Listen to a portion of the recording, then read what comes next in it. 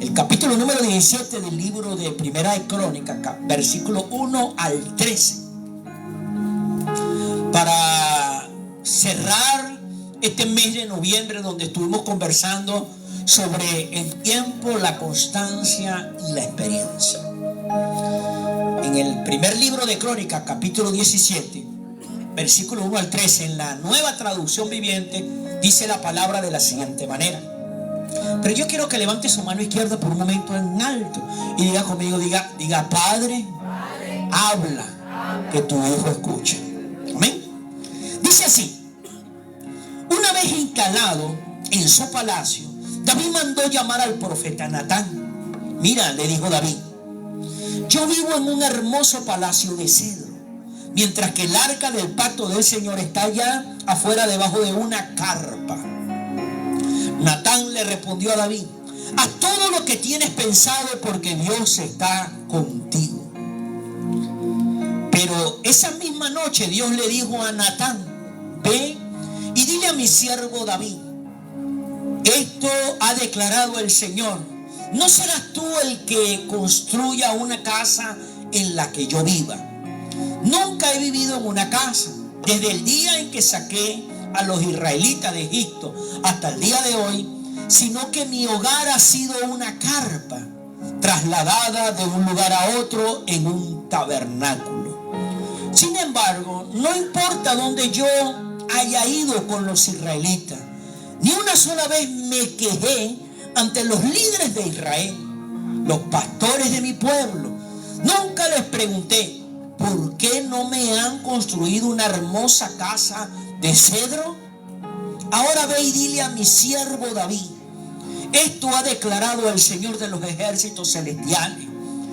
Te saqué de cuidar ovejas en los pastos y te elegí para que fueras el líder de mi pueblo Israel. He estado contigo donde quiera que has ido y destruí a todos tus enemigos frente a tus propios ojos. Ahora haré que tu nombre sea tan famoso como el de los grandes que han vivido en la tierra. Le daré una patria a mi pueblo Israel y le estableceré en un lugar seguro donde nunca será molestado. Las naciones malvadas no lo oprimirán como lo hicieron en el pasado, cuando designé jueces para que gobernaran a mi pueblo Israel, y derrotaré a todos tus enemigos. Además, yo declaro que el Señor construirá una casa para ti, una dinastía de reyes. Pues cuando mueras y te reúnas con tus antepasados, levantaré a uno de tus descendientes, a uno de tus hijos, y fortaleceré tu reino. Él es quien edificará una casa, un templo para mí, y afirmaré su trono para siempre. Yo seré su padre y él será mi hijo. Nunca le retiraré mi favor, como lo retiré de quien reinó antes de ti. Denle un aplauso a la palabra del Señor. Siguiendo este tema que hemos estado compartiendo en este mes de noviembre sobre el tiempo, la constancia y la experiencia, yo meditaba toda esta semana en estos versículos del primer libro de Crónicas. Esta conversación entre Dios y David comienza por un anhelo que había en el corazón de este muchacho. Ya era un hombre, ya había sido confirmado como rey de este pueblo de Israel, un pueblo escogido de Dios. Él tenía un anhelo, él ya estaba habitando en una buena casa, ya había superado unas ciertas batallas, había terminado con la vida de muchos enemigos que había tenido alrededor. Y en todo ese proceso que él pudo ver desde que era un niño, porque desde que era un niño y Dios lo llamó y lo ungió, empezó a ser perseguido. Primero por el primer rey que Dios había escogido, Saúl. Luego le tocó enfrentar una serie de batallas y enemigos. Pero David se pudo percatar que en todos esos procesos nunca jamás estuvo solo. Siempre vio la mano y el favor de Dios sobre su vida. Ahora ya él estaba afirmado en el reino. Ya tenía una buena casa. Pero mire el anhelo que tenían en su corazón. Yo tengo una buena casa de cedro. Cedro era lo mejor. Aquí está el cedro es lo mejor. Eso es lo mejor que hay en madera. Eso es como decir oro. Pero él decía, ok, mi casa. Pero la casa de Dios. Si mientras yo tengo una buena casa, Dios habita en una tienda. Recuerde que el lugar donde Dios habitaba era un cofre de madera cubierto de oro llamado el arca. Pero esa arca andaba en una tienda. Y David comenzó con esa inquietud. Oye, Dios mío, tú a mí me has bendecido. Me has cuidado todos estos años. Todas esas personas que se levantaron para tratar de matarme, para tratar de hacerme daño, para tratar de quitarme lo que tú me diste, ya no están. He podido ver hasta hoy que tú has sido fiel, pero yo tengo una buena casa y tú no tienes casa. O sea, mira ese anhelo que tenía él en su corazón, cosa que nunca llegó a pensar el primer rey, porque el primer rey, Saúl, pensaba era en sí mismo, pensaba era en lo que podía conseguir. David no era así. David era diferente. Y aquí había nacido una inquietud en el corazón de David, ya que el arca de Dios no tenía un lugar para estar. Esta andaba era de tienda en tienda. Conforme se movía el pueblo, se movía la presencia de Dios, se movía esa arca en una tienda. David era el único que no solo pensaba en lo que podía recibir de Dios, sino en lo que podía darle a Dios. Vemos, hermano, que David tenía un corazón bondadoso. Hermano, ¿y saben qué es triste? Cuando nosotros nos volvemos egoístas. Queremos puro demandarle a Dios cosas, pero no le queremos dar nada a Él. Y si usted se pone a pensar y a estudiar y a profundizar la vida del primer rey, ese fue el error de él. Pensó puro en lo que Dios le podía dar, pero jamás pensó en lo que él le podía dar a Dios. Y por eso termina quitándose la vida. Y no solamente se quitó la vida, perdieron la vida todos sus hijos. No quedó descendiente. No quedó quien lo sustituyera en el trono de su familia. Y por eso fue desechado, por el egoísmo, por el anhelo de edificarle casa a Dios. Recibió la promesa de confirmarle un trono eternamente, de mantener una relación de paternidad, o sea, un vínculo que jamás se terminaría.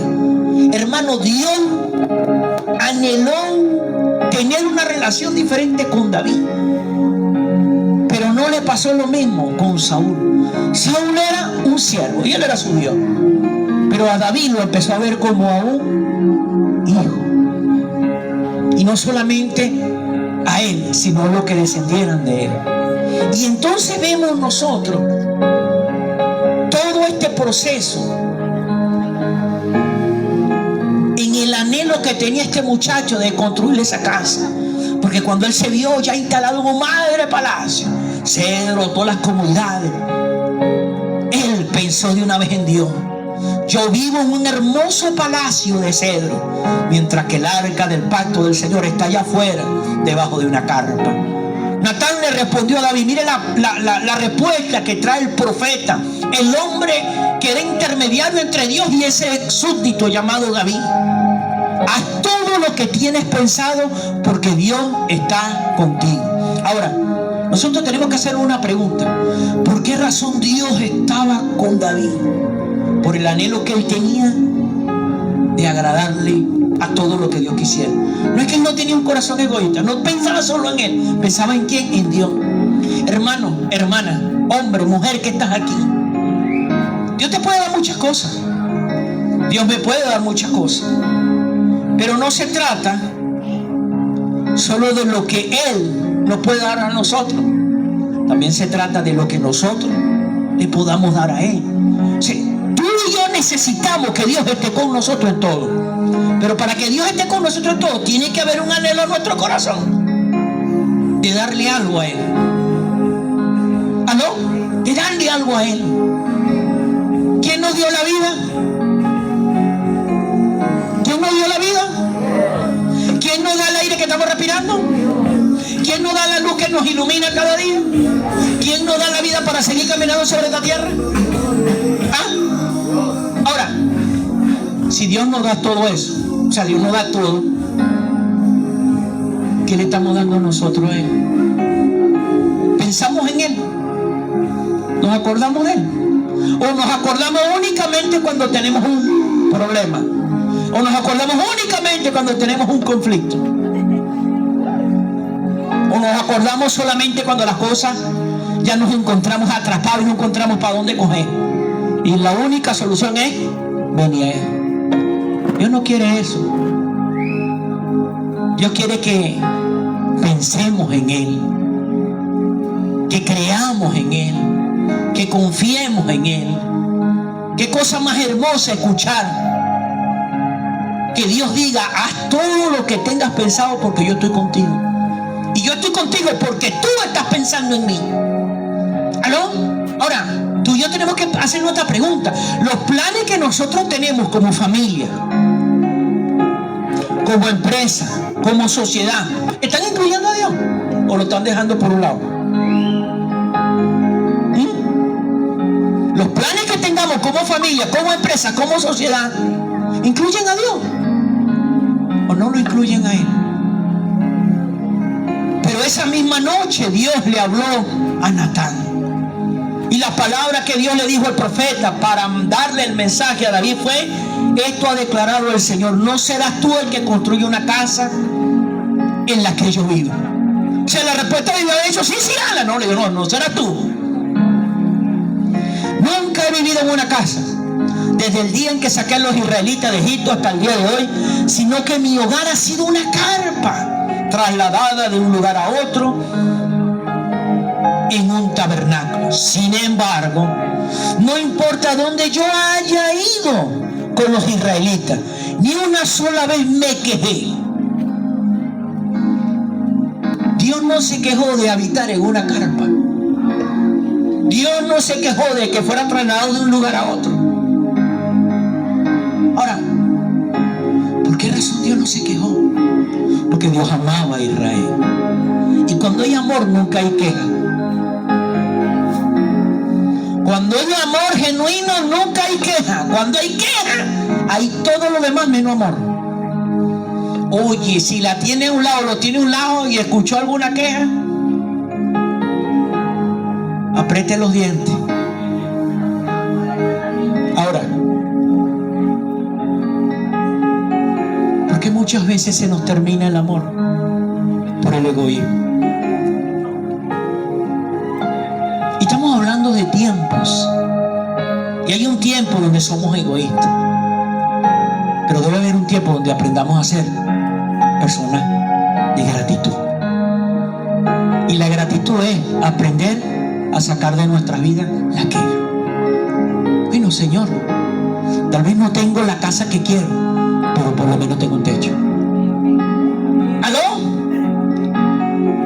Tal vez no tengo la salud que quiero, pero por lo menos estoy vivo. Tal vez no vivo en el país que quiero, pero por lo menos tengo una tierra que es mi hogar. ¿Aló?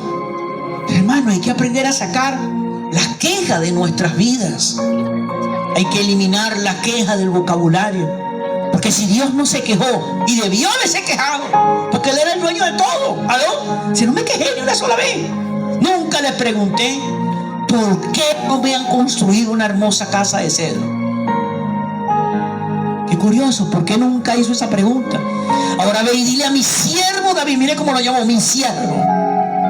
En este caso la palabra siervo no es cuestión de servidumbre, es cuestión de utilidad. No es servidumbre, es utilidad.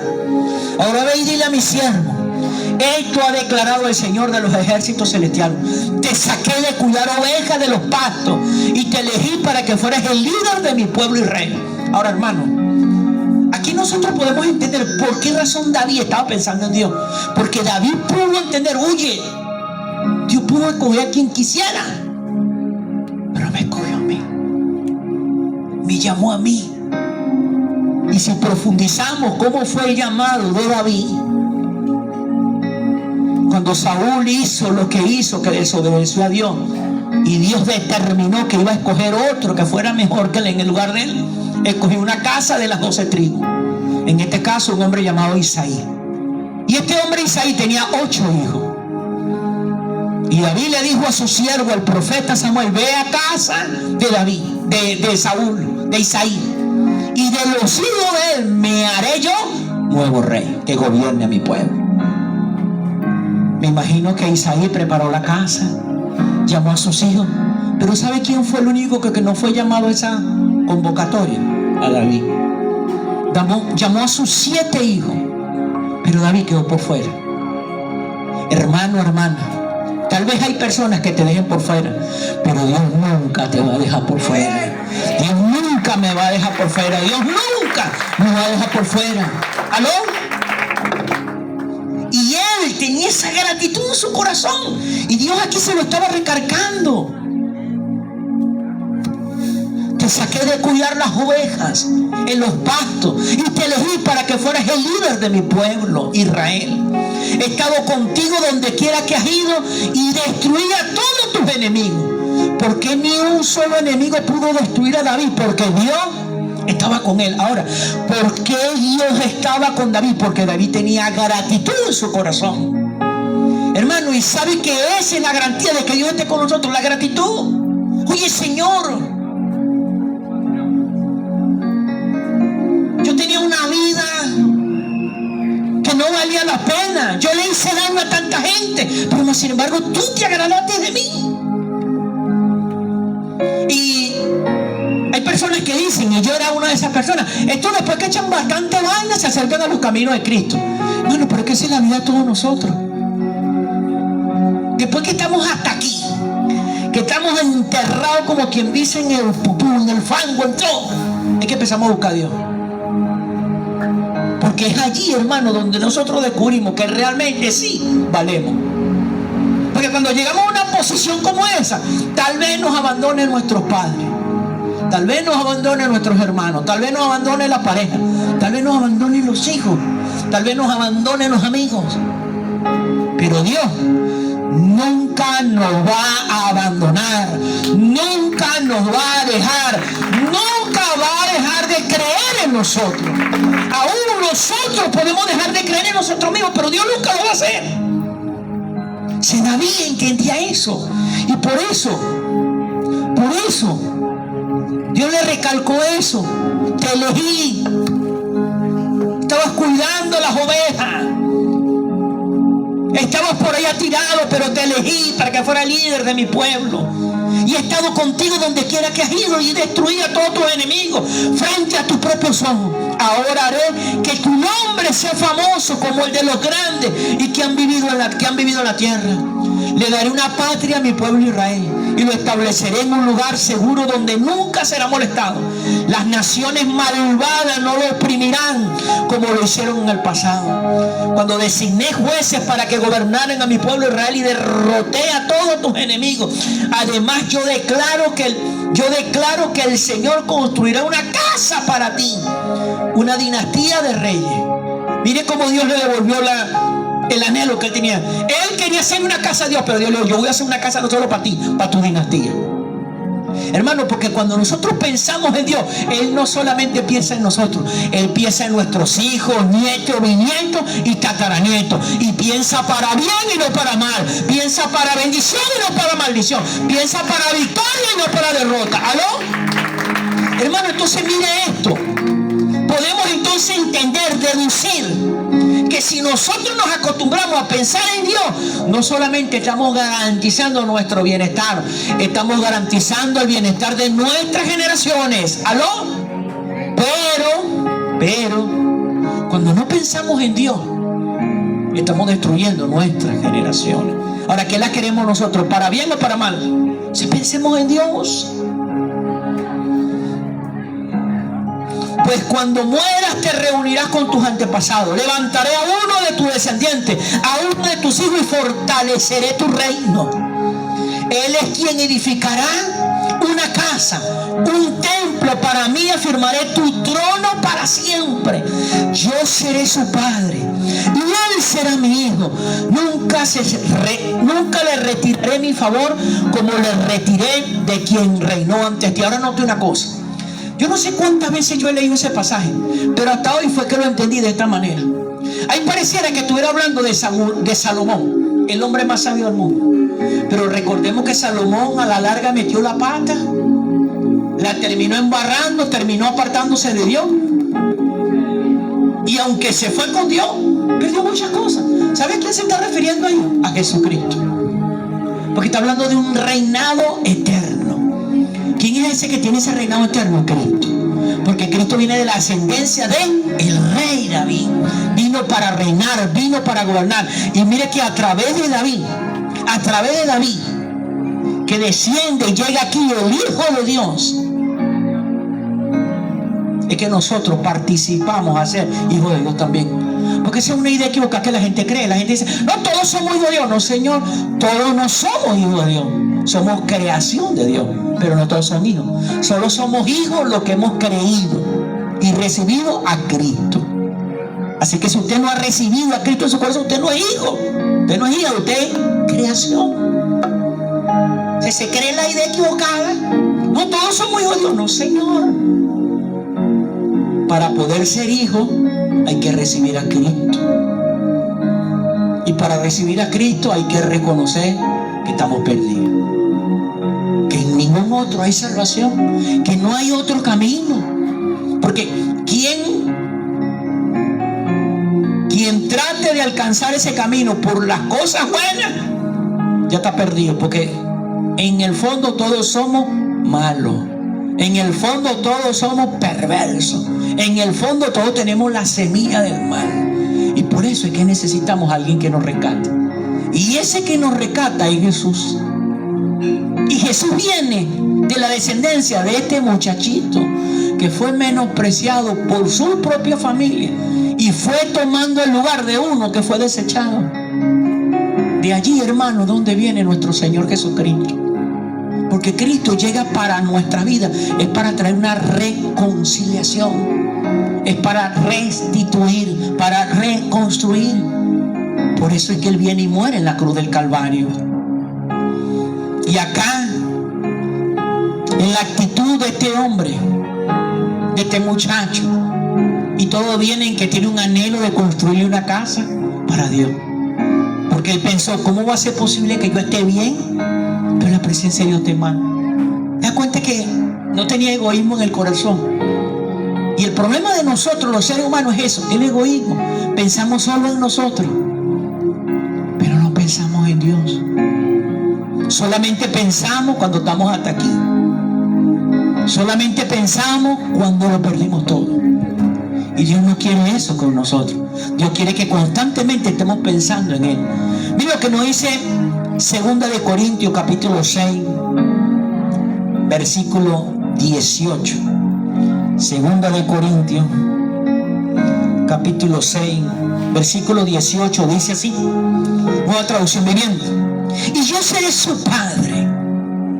¿Qué será Dios de nosotros? ¿Qué será Dios de nosotros? Nuestro Padre. Yo seré su Padre y ustedes serán mis hijos e hijas, dice el Señor Todopoderoso. El contexto en este capítulo 2 del libro de Corintios está hablando del nuevo templo de Dios, un templo que se estaba construyendo, pero el templo ya no era un lugar, era un sitio, era un corazón. ¿Aló? Y entonces por eso dice, yo seré su Padre. Ahora note una cosa, está hablando en tiempo futuro. Y ustedes serán mis hijos e hijas, dice el Señor Dios Todopoderoso. O sea, hay una promesa, y la promesa es que Dios va a ser nuestro, Dios va a ser nuestro, Dios va a ser tú, Dios va a ser nuestro Padre.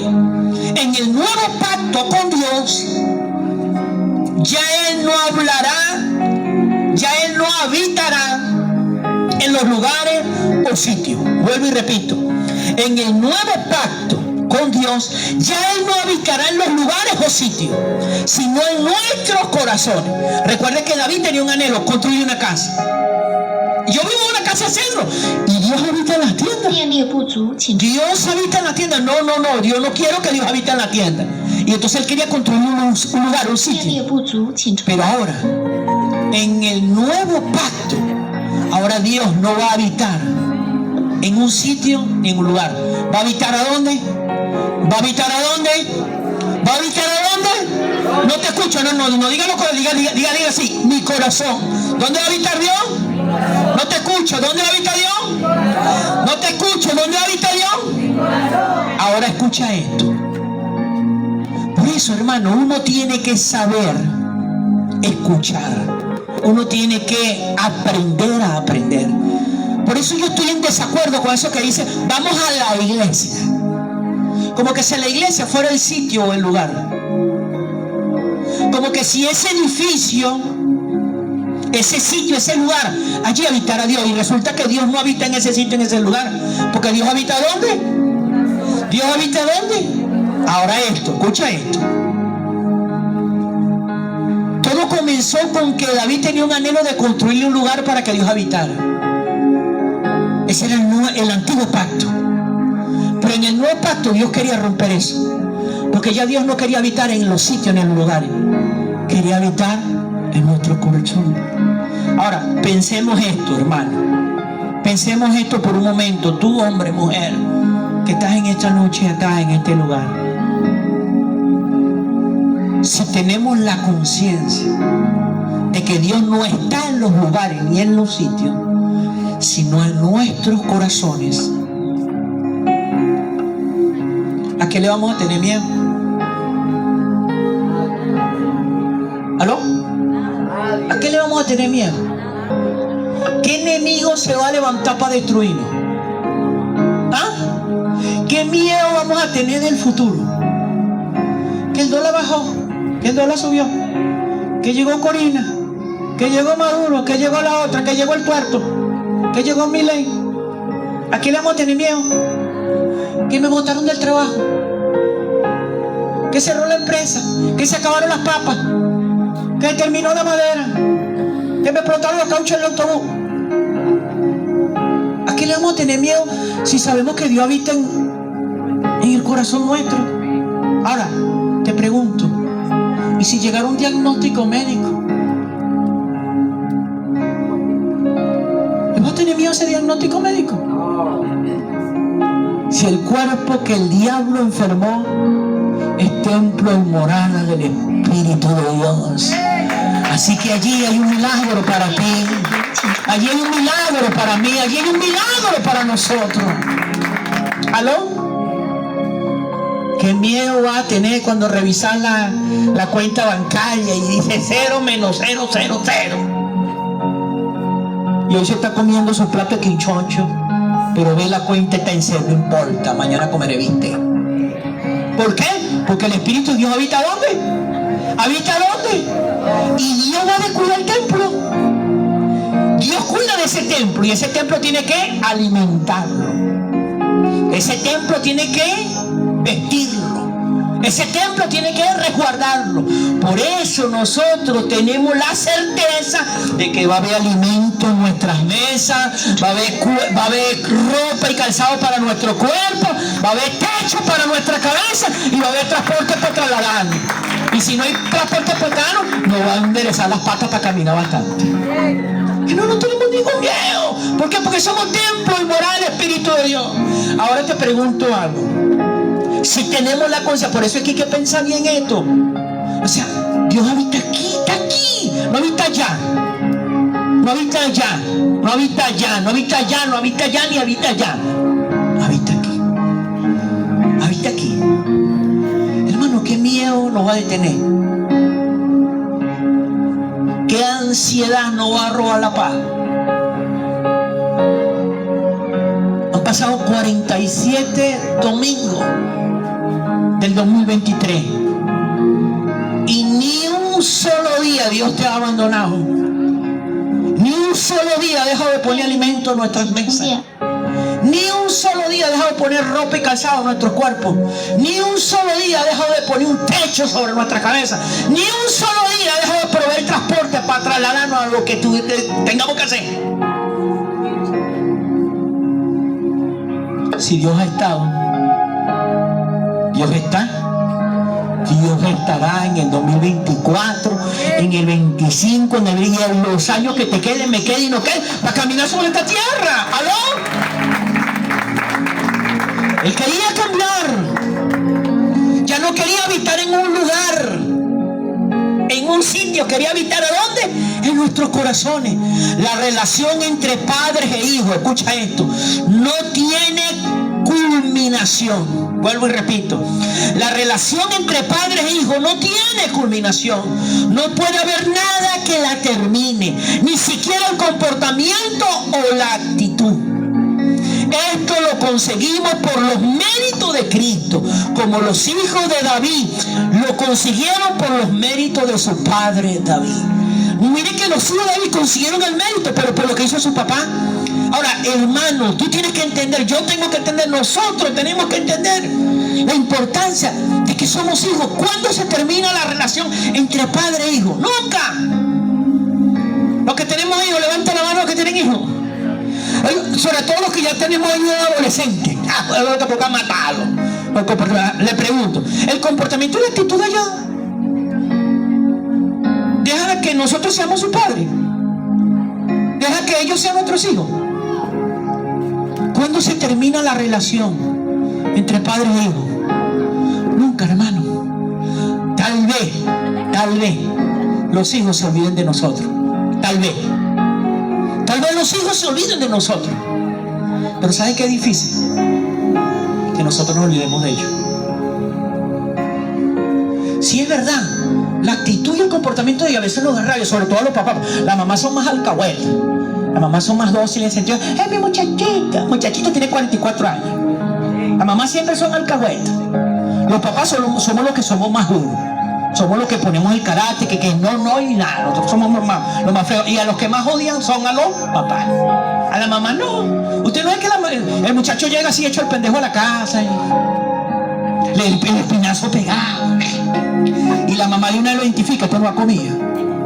¿Y qué hace la vieja de una vez? Saca la carotica, saca la chuletica, saca la paquetica, ¿sí o no? En cambio el papá, que sinvergüenza, desgraciado, tiene 3 meses que no trabaja. Entonces la pasa parado ya en la esquina, chismeando. El papá es más duro porque ese es el trabajo de nosotros, los papás, poner carácter. Pero si nosotros como padres vemos a cualquiera de nuestros hijos que viene algo a dañar, hermano, se nos mete el diablo. Le arrancamos la cabeza a quien sea. Ahí no pensamos en la mala actitud de ellos con nosotros. Nunca. Porque ahí salimos como unos leones, hermano, y le arrancamos la cabeza a quien sea. Así el muchacho, la muchacha ya ha tenido la actitud que ella ha tenido sobre nosotros, con nosotros. ¿Recuerda la historia que le conté la semana pasada? De un padre, una familia que tuvo una única hija. Y el papá le dijo a la hija, si tú llegas a salir embarazada, te mato, te asesino, te quito la vida. Porque para eso te he dado una buena educación, para que no me salgas con eso. La muchacha se enamoró de un hippie, salió embarazada, y en el momento que le dan la noticia de que está embarazada, se acordó las palabras duras de su papá. ¿Qué hizo la muchacha? Recogió sus cosas y se fue de la casa. Y es una historia verdadera, eso sucedió en España. La muchacha salió de Madrid a Barcelona. En Barcelona, viviendo con ese hombre hippie, el hombre empezó a golpearla, maltratos físicos, verbales, psicológicos. A la larga la muchachita terminó perdiendo a la criatura y el hombre dejó la peluca. Habían pasado unos 4 o 5 años. La muchacha, que siempre había tenido un buen techo, una buena vida con sus padres, comenzó a pasar trabajo. Y para poder sostener, alimentarse, asegurar un techo, tuvo que salir a trabajar lavándole la ropa a las demás personas. Y fueron pasando mucho tiempo. La muchacha nunca había pasado por eso, pero en ese momento se vio tan ahogada, tan desesperada, pero decía, es mi culpa. Le salió un trabajo a otra ciudad allá en España, pero para salir de Barcelona a esa ciudad tenía que atravesar por Madrid. Y resulta que acontece que el tren que trasladaba pasaba exactamente a la esquina de la casa donde vivía su papá. La muchachita se sentó y empezó a redactar una carta, disculpándose, pidiéndole perdón a su papá. Sobre todo a su papá y a su mamá, pero sobre todo a su papá. Yo, padre, sé que te he fallado. Sé que hice lo que no debía haber hecho. Y sé que estás molesto conmigo y sé que han pasado mucho tiempo, ha pasado muchos años. Pero quiero decirte que me he ido muy mal. Perdí mi hijo. Esta persona me abandonó. Me tocó pasar mucho trabajo. Pero he conseguido trabajo en una ciudad que queda al lado donde viven ustedes. Mañana a tal hora el tren donde me voy a trasladar a ese sitio va a pasar por el frente de sus casas. Y yo quisiera saber, papá, si tengo tu perdón. Y quiero que, si me has perdonado por mi conducta, ates un pañuelo blanco en el árbol de tamarindo que está enfrente de nuestra casa. Si en el momento de pasar ahí yo veo ese pañuelo, papá, sé que me has perdonado. Me bajaré y me acercaré. Pero si no veo ningún pañuelo blanco, sé que no me perdonaste. Y te entiendo, seguiré de largo. La muchacha mandó la carta. Al otro día sale el tren. Y resulta que en el boleto no le tocó el asiento que da con la ventana donde podía ver el árbol de tamarindo que estaba enfrente de la casa de su padre. Salió a conversar con el que manejaba el tren para decirle que si en tal sitio, en la dirección exacta, veía un árbol de tamarindo que tuviera atado en la copa a un pañuelo blanco, se lo comunicara. El conductor del tren amargado le dice: no tengo tiempo para eso, ¿qué te crees tú? Y le echó. Pero resulta que acontece que la persona que estaba detrás del maquinista escuchó lo que ella le había dicho y el hombre estuvo pendiente. La muchacha mirando va pasando por el lugar y desesperada porque ya va a llegar, pero no sabe si está o no está el pañuelo, porque no podía ver de dónde estaba. En ese momento se le acerca el señor que estaba detrás del conductor y le dice: muchacha, ¿qué pasó? No hay ningún pañuelo blanco. Cuando la muchacha escuchó que no había ningún pañuelo blanco, se tiró en el piso a llorar, desconsolada, con el alma partida. El hombre le toca al hombre y le dijo: hija, no te desesperes. Si es verdad, no hay un pañuelo blanco. La casa está totalmente cubierta de sábanas blancas. Hay sábanas blancas por todos lados. Hay sábanas blancas por todos lados. O sea, mire esto. El papá y la mamá querían asegurarse. Y si no veía el pañuelo blanco, ¿se cubrieron toda la casa con qué? Con sábanas blancas. Hermano, ¿sabe qué es la actitud que Dios tiene con nosotros? Nosotros a veces nos preguntamos: oye, ¿será que Dios me puede perdonar? Claro, no solamente puede, quiere. ¿Por qué? Porque Dios quiere con nosotros una relación de padre, no de Dios. Y el que es padre y la que es madre, y sobre todo los que han tenido más de un hijo, sabe que sí es verdad. A veces los hijos tienen una actitud que provoca. Pero ¿cuándo lo deja uno de querer? ¿Ah? ¿Por qué? Porque son nuestros hijos. ¿A quién le van a doler? A nosotros. ¿Y usted cree que la humanidad no le duele a Dios? Esa actitud es la que Dios quiere que nosotros tengamos. Que sepamos que Él quiere ser nuestro Padre, pero no un Padre ausente. Él quiere ser un Padre presente y no quiere estar a un lado, ni al otro, ni delante, ni detrás, ni encima, ni abajo. Quiere estar en nuestros corazones, en nuestros corazones, en nuestros corazones. ¿Aló?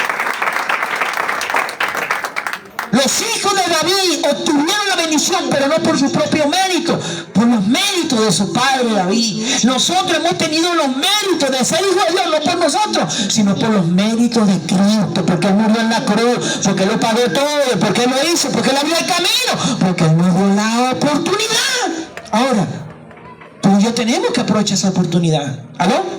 Tenemos que aprovechar esa oportunidad. Mira lo que nos dice Hebreo. Lo que nos dice Hebreo, capítulo 1, versículo 5. ¿Y esa china quién es?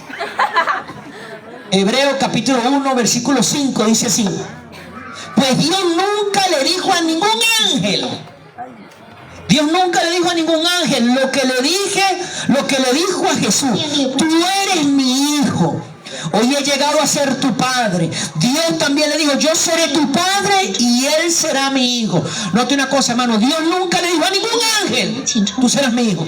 Pero se lo dijo ¿a quién? A Cristo. Por eso es que cuando tú y yo le abrimos el corazón a Cristo, lo mismo que Dios le dice a Cristo, te lo dice a ti, me lo dice a mí. Tú no eres una criatura, tú eres mi hijo, tú eres mi hija, tú eres mi hijo, tú eres mi hija, ¿no? Pero ¿por qué recibimos eso? Porque hemos recibido a Cristo. Entonces Dios no le dijo eso a ningún ángel, pero se lo dice a Cristo. Y al decírselo a Cristo, te lo dice a ti, me lo dice a mí, no lo dice a nosotros. ¿Pero por qué? Porque hemos creído en Él. ¿Aló?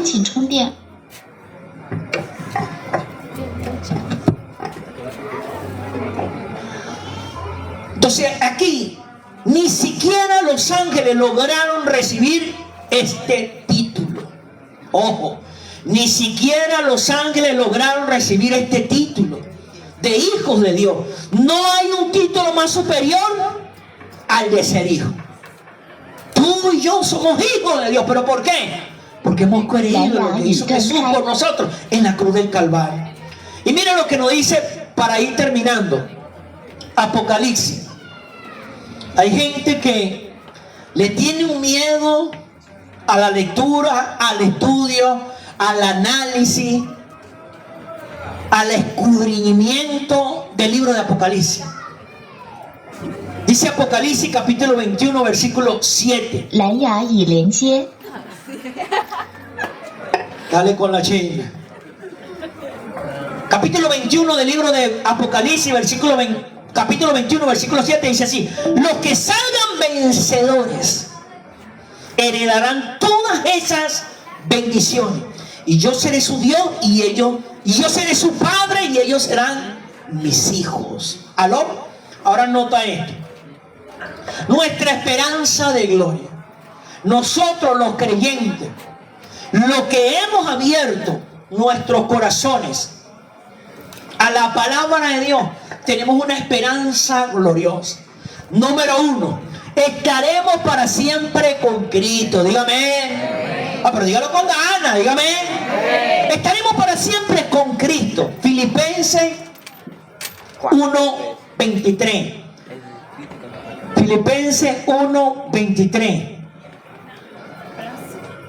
Dice: estoy dividido entre dos deseos. Quisiera partir y estar con Cristo, lo cual sería mucho mejor para mí. Si Cristo está con Dios y tú y yo estamos con Cristo, estamos también con Dios. Entonces significa que nosotros estaremos para siempre con Cristo, porque estaremos donde está Él. ¿Y dónde está Cristo? ¿Dónde está Cristo? Diga conmigo: en el cielo. ¿Dónde está Cristo? Ahora, ¿dónde vas a estar tú? En el cielo. ¿Dónde voy a estar yo? ¿Dónde vamos a estar los creyentes? ¿A dónde? Pero ahora note, si por ejemplo nos ponemos a rebobinar el pasado de la mayoría de nosotros, ¿ese pasado a dónde nos enviaría?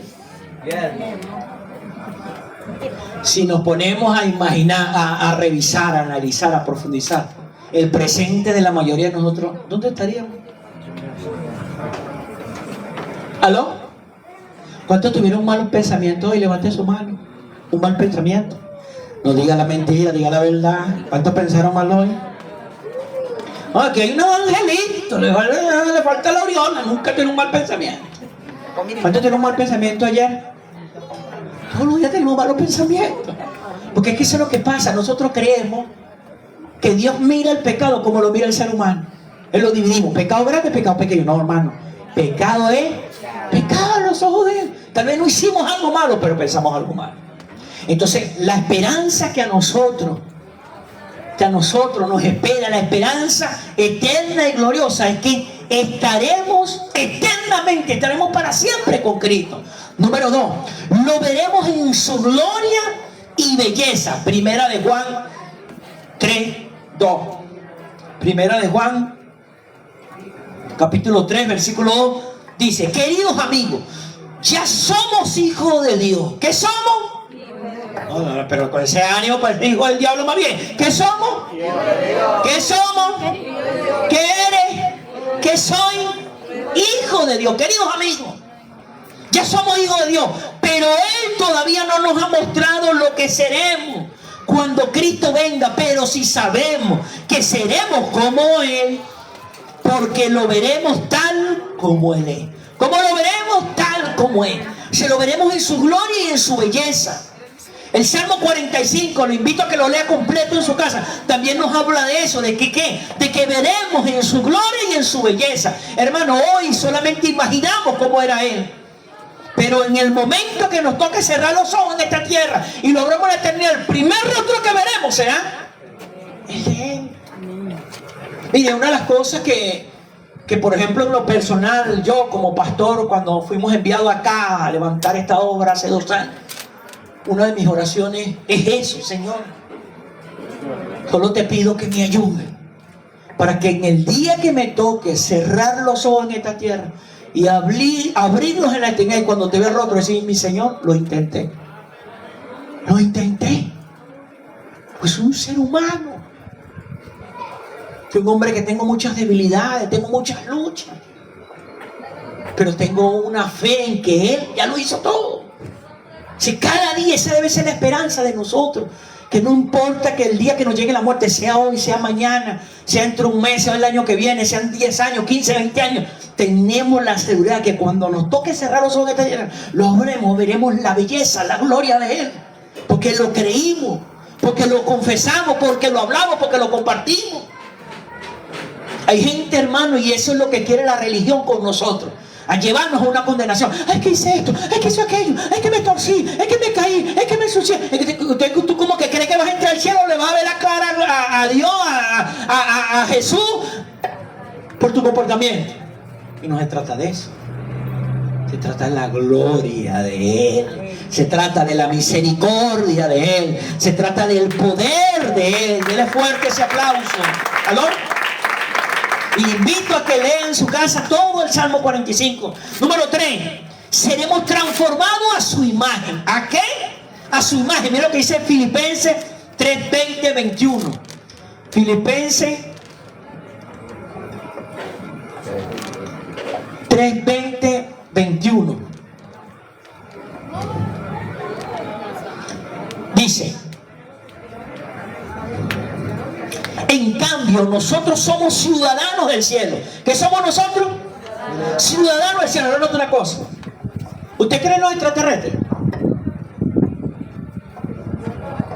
Bueno, usted tiene que creer en los extraterrestres, porque usted es un extraterrestre. Yo soy un extraterrestre, porque somos ciudadanos. Somos ciudadanos. No somos ciudadanos cubanos, no somos argentinos, no somos venezolanos. Somos ciudadanos ¿de dónde? Entonces, si somos ciudadanos del cielo, significa que somos extra. Somos alienígenas, hermano. El que tiene al lado es un alienígena. ¿Aló? El que tiene al lado es un extraterrestre. ¿Por qué? Porque es ciudadano del cielo. Denle un aplauso, abrace ese extraterrestre ahí. Debe ser el marido. ¿Aló? Entonces, hermano, dice: seremos transformados. Seremos transformados.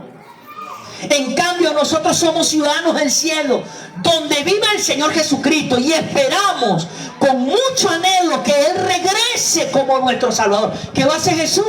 Va a regresar. Él tomará nuestro débil cuerpo mortal y lo transformará en un cuerpo glorioso. Ya no tendrá esa debilidad, esos achaques de viejo, de vieja. No, ya no te hace daño la grasa. Ya no te... ¿Aló? Un cuerpo glorioso, igual al de Él. Lo hará valiéndose del mismo poder con el que podrá todas las cosas bajo su dominio. Entonces, hermano, mire esto. Cuando aquí dice: seremos transformados a su imagen, ¿qué estamos nosotros viviendo acá en la tierra? Una transformación. Hay un tiempo donde hay una transformación. Hay un tiempo donde no lo conocíamos a Él. Ahora estamos en el tiempo de conocerlo a Él. Ahora, en el tiempo de conocerlo a Él, cada uno de nosotros debemos buscar es una transformación. Entonces, yo te pregunto algo: ¿cómo nosotros vamos a tener una transformación si vivimos en yo soy así? Nos agarra un espíritu de Betty la Fea. yo soy así. Ah, no, esa maldad, es que yo soy así. Pero la pereza, es que yo soy así. De la amargura, es que yo soy así. O sea, conocemos la verdad, pero queremos seguir siendo. Pero ahí dice que seremos ¿qué? Transformados. O sea, constantemente nosotros tenemos que buscar esa transformación en los pensamientos, en los sentimientos, en las palabras y en las acciones. Pero si no transformamos los pensamientos, si no transformamos los sentimientos, si no transformamos las palabras, si no transformamos las acciones, entonces, hermano, ¿qué se va a ver resultado? Si las personas que estén allá afuera, alrededor de nosotros, los que están teniendo contacto con nosotros, te bien, chacho, estoy yendo a la iglesia y eres más diabla, eres más diablo. Hey, no ven una transformación. Note una cosa, dice no perfección. No estamos hablando de perfección, estamos hablando de transformación. Significa que todos los días tratamos de ser un poquito mejor, un poquito más excelente. Éramos impuntuales, ahorita vamos cambiando eso. Éramos vagabundos, estamos cambiando eso. Éramos irresponsables, estamos cambiando eso. Éramos mareados, estamos cambiando eso. Mudaba el cuero de la mujer, ahorita va cambiando eso. Se venía la suegra, ahorita va cambiando eso. ¿Aló? Porque hay una transformación, o sea, hay un tiempo. Pero hermano, hermana, ¿cómo va a haber una transformación si no hay una constancia? ¿Y dónde empieza esa constancia, esa transformación? ¿Quién nos conoce mejor que nadie? Y no deberíamos aprender a usar el tiempo de oración. Oye, Señor, oye, quítame la amargura que cargo en el corazón. Mira esas madres palabrotas que le dije a mi esposa. Estaba amargado, estaba obstinado. Y me quitó los únicos $5 que tenía en la cartera y me lo arrancó.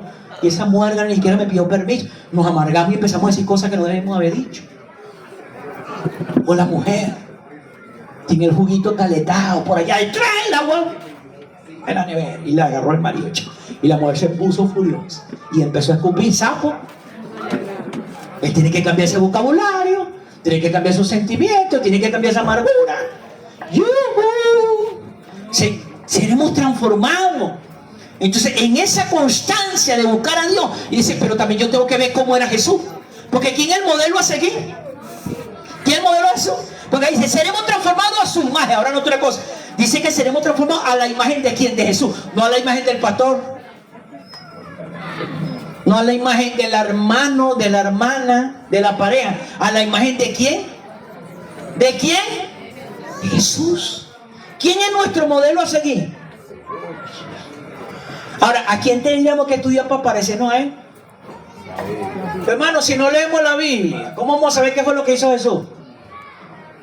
Tiene una discusión con alguien y le metió 4 cachetas. Y le dije, ¿eso fue lo que hecho? Lo que hubiera hecho Jesús. No, lo hizo Él, pero lo hice yo. Aló, seremos transformados a su imagen. O sea, la transformación comienza aquí en la tierra hasta que lleguemos a la excelencia. Aló. Vamos terminando, ya lo voy a soltar. Ya le voy a quitar la carga. Aló. Seremos transformados a su imagen. 4. Seremos arrebatados para ir a su encuentro. ¿Qué seremos? Arrebatados. Mira lo que nos dice 1 Tesalonicenses, capítulo 4, versículo 13.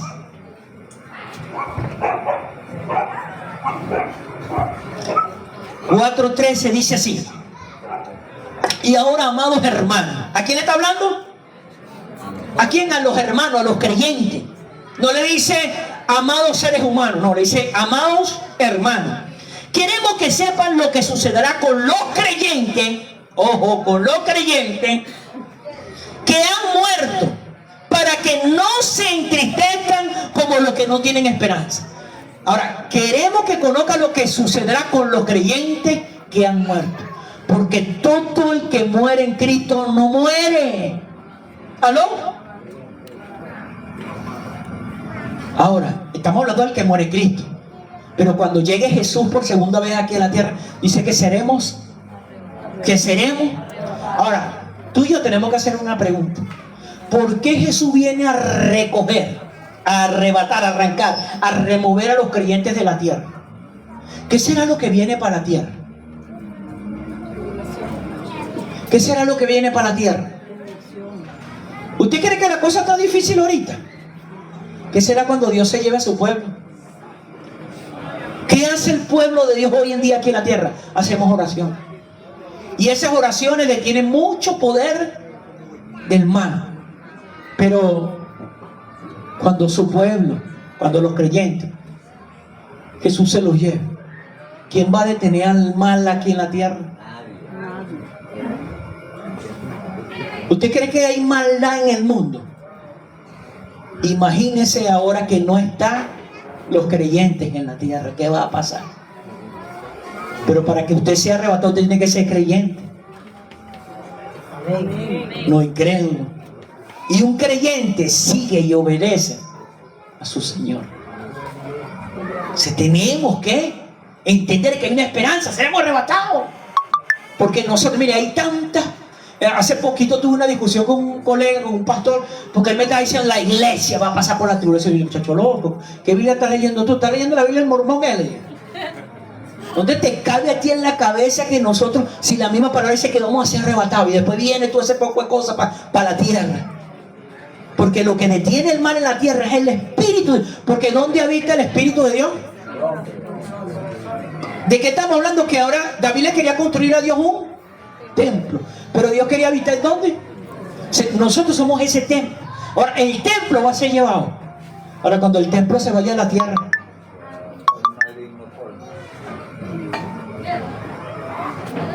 ¿usted cree que tiene el diablo en la casa cuando se le va la suegra? Imagínese ese proceso. ¿Aló? Seremos arrebatados.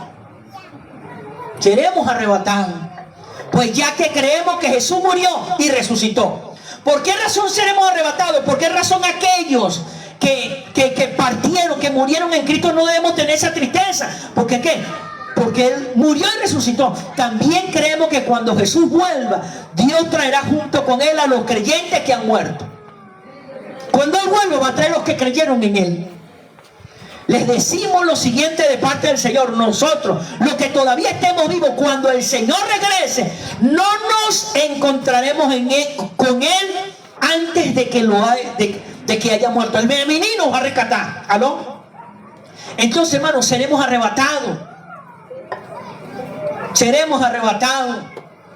Seremos juntamente con Él. Pues el Señor mismo descenderá del cielo. ¿Qué va a hacer el Señor? Descenderá del cielo con un grito de mando, con voz arcángel y con llamado de trompeta de Dios. Primero los cristianos que hayan, los creyentes que hayan muerto, se levantarán de las tumbas. Luego junto con ellos nosotros, los que aún sigamos vivos sobre la tierra, seremos arrebatados en las nubes para encontrarnos con el Señor en el aire. Entonces estaremos con Él para siempre. Noten, los que murieron con Él, cuando Él regrese, van a regresar con Él.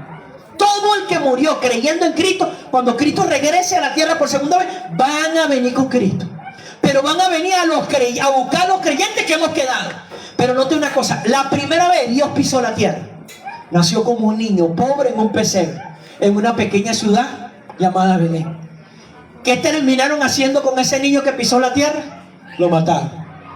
Pero es curioso que la segunda vez Dios no va a pisar la tierra. Dice que va a venir en el aire. Ya no va a pisar la tierra. Va a venir en el aire. ¿Va a venir en el aire para qué? Y no va a venir solo, va a venir con todos los que murieron creyendo. Se va a venir ese río de gente. Pero va a venir ¿a qué? A levantarnos a nosotros. Hermano, hay esperanza para nosotros. Hay una esperanza viva, no está muerta. Hay una esperanza de bendición, no de maldición. Hay una esperanza de redención, no de condenación. Allí seremos arrebatados. Número 5, con Él heredaremos todo. ¿Qué vamos a hacer con Él? Tendremos herencia. Volvemos a Apocalipsis 21, 7. ¿Cuál es la herencia? Los que salgan vencedores heredarán todas esas bendiciones. Y yo seré su Dios y ellos serán mis hijos. Yo seré su padre y ellos serán mis hijos. Esa es la herencia que tenemos, ser hijos. Esa es la herencia que tenemos. Pero para acceder a la herencia tenemos que ser vencedores. ¿Aló? Tenemos que ser vencedores. Ahora le pregunto una cosa. ¿Qué cosas, por ejemplo, tendríamos que vencer nosotros? ¿Qué cosas tendríamos que aprender a vencer nosotros? Heredaremos todas las cosas, pero si somos vencedores.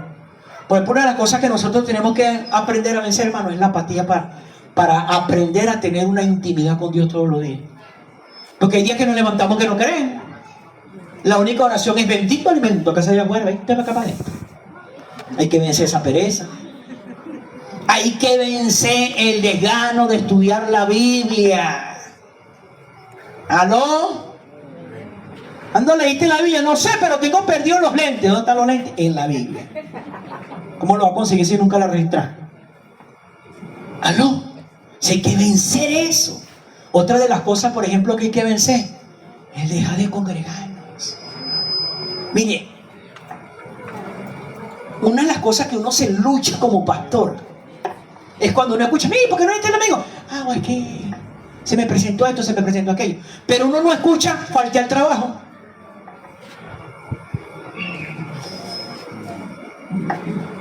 Si vencemos los obstáculos para ir a trabajar, ¿por qué razón no vencemos los obstáculos para ir a reunirnos? Esa es la mayor batalla de uno como pastor. Sentarse, escuchar a la persona: no, tengo 3 meses que no me reúno. ¿Por qué? Me han pasado tanta cosa, pastor. Uno lo mira de arriba abajo. Y yo una vez le hice una pregunta a uno: oye, tenés 2 meses que no te congregas, pero yo no he escuchado que tenés 2 meses sin trabajar. Cuando le dije así, me entendió el mensaje. Agachó la cabeza y me dijo: pastor, de verdad, tiene razón. Cuando tiene clase, vence los obstáculos para ir a recibir la clase. Allá a la universidad. No fui a la universidad porque pastor, estaba lloviendo. Dígale así al profesor. Dígale así al empleador. ¿Qué va a pasar cuando usted le diga al jefe suyo o a la jefa suya: oye, no puedo venir porque estaba lloviendo, había mucho sol, me acabó la gasolina, no conseguí carro, me dolían los juanitos, me llegó la suegra? ¿Qué va a pasar cuando el jefe escuche que usted le presente todos esos argumentos? Te vota y le da el puesto a otro. ¿Qué va a pasar con el profesor, la profesora, el maestro, cuando tú le digas y le presente todos esos argumentos? Te quita el cupo y se lo da a otro. ¿Cuánto quiere que le quitan el cupo en las cosas de Dios? ¿Cuánto quiere que no se lo quite? Levante las manos, levante las patas también. Entonces, por favor, esfuércese, esfuércese, esfuércese. ¿Aló? Ya vamos terminando porque como tienen ganas de apedrearme. ¿Aló? Con Él heredaremos todas las cosas. No hay herencia para los flojos. Solo hay herencia para los que aprenden a vencer. El desánimo, la adversidad, los obstáculos. Mire, hermano, y usted me ha escuchado a mí más de una vez decir de esta plataforma: ahorita, el 5 de diciembre, se cumplen 19 años que le entregué mi corazón a Cristo. Yo le entregué mi corazón a Cristo el 5 de diciembre del año 2004 a las 6:15 de la tarde. Y en estos 19 años no puedo mentir porque la presencia de Dios está aquí. En 19 años, ni un solo día he dejado de hablar con Dios. En 19 años. En 19 años, ni un solo día he dejado de leer la Biblia, de estudiarla. En 19 años, ni una sola semana he dejado de congregarme. Y no porque sea pastor, porque soy pastor desde hace 12 años. Porque eso fue lo que aprendí. Había una herencia, yo tenía que vencer todos los obstáculos para acceder a esa herencia. Pero entonces las personas, la gente cree que, no, sí, a veces sí, cree que la inconstancia va a traer bendición. Cree que la inconstancia te va a dar herencia. No, hermano, la inconstancia no te da herencia. La inconstancia no te da bendición. Lo único que te da herencia, lo único que te da bendición es vencer todas las cosas. Y usted cree que a mí a veces me provoca levantarme y leer la Biblia. ¡No! Usted que a veces yo soy el pastor y a veces me cuesta venir y me toca agarrar por la camisa, muy desgraciado, a trabajar. ¿Aló? Estudia la Biblia. Pero resulta y acontece que hay un principio psicológico que todo lo que tú hagas constantemente, consecutivamente por 21 días, se termina convirtiendo en un hábito. Lo más difícil son los primeros 21 días consecutivos. Cuando usted logra hacer algo consecutivamente por 21 días, se le vuelve un hábito. Sé que es lo que usted y yo tenemos que aprender a hacer un hábito. El hablar con Dios todos los días. El hacer un hábito. El escudriñar la palabra todos los días. El hacer un hábito. Reunirse toda la semana. ¿Aló? Entonces eso heredará todas las cosas. Y dice 6. Participaremos de su gloria. Colosenses 3:4. Participaremos de su gloria. Colosenses 3:4 dice: y cuando Cristo, quien es la vida de ustedes, sea revelado a todo el mundo, ustedes participarán de toda su gloria. Cuando Él se ha revelado al mundo entero, dice, nosotros participaremos de toda su gloria. Juan 17:24.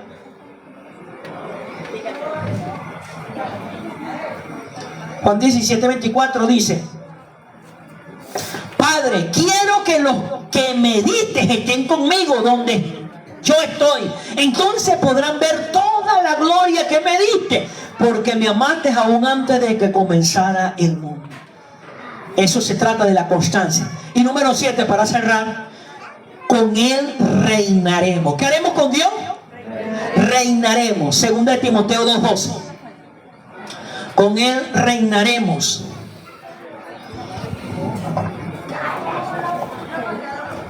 Segunda de Timoteo 2:6 si soportamos privaciones, reinaremos con Él. ¿Sí qué? Si soportamos privaciones, reinaremos con Él. Si lo negamos, Él nos negará. Ahora no, otra cosa, si soportamos dificultades, adversidades, situaciones difíciles, reinaremos con Él. Pero si lo negamos, Él nos negará. Ahora yo le pregunto algo, ¿qué buscamos nosotros? ¿Reinar con Él o ser negados por Él? Ahora, mire qué curioso que termine hablando de un reino. Hermano, mire, cuando la palabra dice buscar primeramente el reino, ¿qué se nos manda a buscar primero? Ahora, pero nosotros tenemos que entender que es un reino. Hermano, un reino no es una democracia. Aquí no se hacen votaciones para elegir las directrices. No, las directrices ya están, y las directrices están en la palabra de Dios. Aquí no hay algo opcional, aquí no hay un referendo, no hay una asamblea. No hay un liderazgo, hay un rey, uno solo, y ese rey se llama Jesucristo. ¿No? Entonces, si nosotros, hermano, queremos reinar juntamente con Él, tenemos que aprender a soportar todas esas situaciones difíciles que se nos presentan en este camino. Entonces eso nos da derecho a reinar con Él. ¿Por qué reinaremos con Él? Porque Él está observando que nosotros estamos persistiendo en su reinado y no lo negamos. Pero cuando dejamos de persistir, de insistir en su reinado, lo estamos negando. Entonces, hermano, cuando nosotros no lo negamos y entonces participamos, ¿qué quiere decir eso? Que participamos en su reinado. Hermano, todo lo que nos haga falta, Él lo va a suplir. Porque lo que pasa es que en Latinoamérica no hay esa cultura de un reinado. No es que en Latinoamérica lo que estamos acostumbrados sin vergüenza por los políticos que se meten ahí a robar y están pensando en ellos y en la familia. Pero hermano, un reinado no es así. ¿Sabe qué se preocupa un rey? Que su nombre sea levantado. ¿Y cómo es levantado el nombre de un rey? Donde sus súbditos, los que pertenecen, porque ¿sabe qué es lo que hacen los reinados? Los reinados levantan colonias, no países, colonias. El reinado es un lugar, pero entonces empieza a enviar miembros de su reinado a otros lugares, pero a levantar colonias. Pero ¿sabe cuál es el trabajo? ¿Cuál es el axioma del rey? Proveerle todo lo que le haga falta a los que van a esa tierra lejana en su nombre. Entonces el rey se ocupa del alimento. El rey se ocupa de la ropa y el calzado. El rey se ocupa del techo. El rey se ocupa de todas las necesidades de su pueblo. Pero a nosotros nos cuesta creer eso. ¿Por qué? Porque ¿qué es lo que nos pasa a nosotros en todos los países de Latinoamérica? El que llega ¿a qué? Y a guardar y a su familia y lo demás, que se fiel. ¿Sí o no? Entonces nosotros, la cultura latinoamericana, nos cuesta creer eso, del reinado, de la cultura del reino. La cultura del reino, oye, si Jesús, si Dios, si Él es mi rey, Él tiene que encargarse de todas mis necesidades. No es que todas las necesidades que Él me suple lo exaltan a quién, pero necesidad que no suple de sus súbditos. ¿De quién habla mal? ¿Y sabe que es una de las cosas que cuida un reinado? Un rey, su reputación. No sé si ha estudiado o ha escuchado la historia de cuando una mujer vino de los países lejanos a ver la gloria y la grandeza de Salomón, porque se hablaba de su sabiduría, se hablaba de su inteligencia, se hablaba de la riqueza. Y ella viajó, la reina de Sheba, allí a Israel para observar. ¿Y sabe con lo primero que se encontró la reina? Con los súbditos del rey. ¿Sabe cómo vestían los súbditos del rey? Espléndidamente. ¿Saben qué comían los súbditos del rey?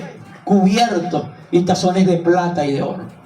Cuando la reina vio eso, oye, estos son tus súbditos. Si esto está así, ¿cómo estará el rey? Y cuando la reina tuvo cara a cara a Salomón, le dijo, no tiene que decirme nada, ya lo he visto todo. ¿Y dónde sacó ella cuenta? Alrededor. Los que estaban alrededor del rey. Hermano, y así pasa con nosotros. Estamos con el Rey Jesús. Si sabemos que Él es nuestro... Por eso es que cuando la palabra dice, busca su reino y su justicia. Porque sabe que primero se busca el reino. Cuando busques el reino, cuando busquemos el reino, tenemos derecho a la justicia. ¿Y cuál es la justicia? Que Él como Rey de nosotros tiene que ocuparse del alimento, del sustento, de la ropa, el calzado, el vestido, el transporte, los enemigos. Tú no tienes que ocuparte de nada. Tú lo que tienes que ocuparte es de levantar su nombre. Amén. Bueno, hermano, esta es la palabra que quería colocar en el corazón de ustedes para cerrar este mes de noviembre. Todo había cambiado. Llegó el tiempo donde Dios tomara como hogar el corazón de los seres humanos y no los sitios o los lugares. Hermano, Dios ha traído a esta tierra, a este mundo, a través de Jesucristo, una temporada nueva. Y la temporada nueva es que Él no quiere habitar en los sitios, en los lugares. Él quiere habitar en nuestro corazón y Él quiere ser nuestro Rey. Y quiere ser nuestro Rey no para oprimirnos, quiere ser nuestro Rey para bendecirnos. Amén. Quiero que cierre sus ojos, y su rostro.